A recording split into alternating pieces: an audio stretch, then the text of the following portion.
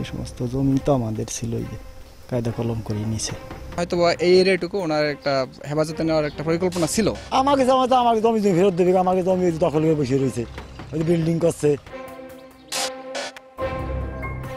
হিন্দু অধ্যাসিত গোপালগঞ্জের শাহাপুর ইউনিয়ন। এখানকার বৈরাগীর টোল গ্রামের বাসিন্দা জুয়েল বল। 2.5 বছর আগেও তার ছিল 2 বিঘা ফসলি জমি। ধান, সরিষা ও আলু চাষ করতেন তিনি। চাপের মুখে পড়ে এই জমি লিখে দিতে হয়েছে সাবেক পুলিশ প্রধান বেনজির আহমেদের পরিবারকে। চোখে মুখে এখন বিরাজ করছে আতঙ্ক। ফসলি জমি হারিয়ে এখন বেঁচে থাকার জন্য বাড়ির কাছে নির্মাণ করছেন মুরগির খামার। এই সমস্ত জমি তো আমাদের ছিল, যে এগুলো জোর করি করে প্রত্যেক জোর করি আর কি, কায়দা কলম করে নিছে। জোরগুলো খাটাইছে বেনজির স্যারের লোকেই।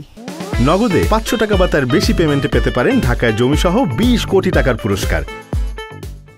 দেশ জুড়ে যখন আলোচনায় সাবেক পুলিশ প্রধান, ঠিক তখনই একে একে মুখ খুলতে শুরু করেন ভুক্তভোগীরা। তাদের অভিযোগ, প্রথমে বেনজির আহমেদ পুলিশ ও লোকজন নিয়ে দাঁড়িয়ে থেকে প্রথমে আকাশে ড্রোন উড়িয়ে দেখেন, পরে পিলার দিয়ে দখলে নেন জমি। লিখে না দিলে শুরু হয় অত্যাচার আর নির্যাতন। উনি ড্রোন ক্যামেরা দিয়ে একটা ম্যাপ করছিল আর কি, তখন বিভিন্ন জায়গায় রেড চিহ্ন দিয়ে রাখছিল। হয়তো এই এরিয়াটুকু ওনার একটা হেফাজতে নেওয়ার একটা পরিকল্পনা ছিল। জায়গা না দিলি তো আমরা বাস্তি করবো না, আমরা এই জায়গায় জনগণ সবই মরে যাবো আমরা। বাইরে হাই যাই না একদম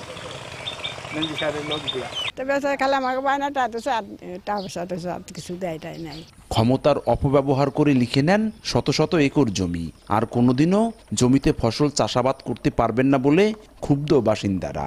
অল্প কদিন আগে তো হুমকি দেয়, তোমার ছাড়ো, আমাকে জায়গা, আমাকে জমি ফেরত দেবে, আমাকে জমি দখল করে বসে রয়েছে, ওই বিল্ডিং করছে।